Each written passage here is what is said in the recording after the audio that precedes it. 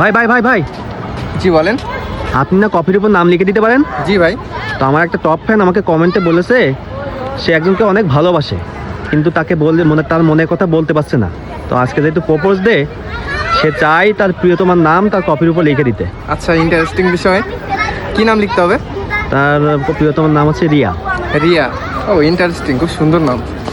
আচ্ছা, তাহলে তার জন্য রিয়া।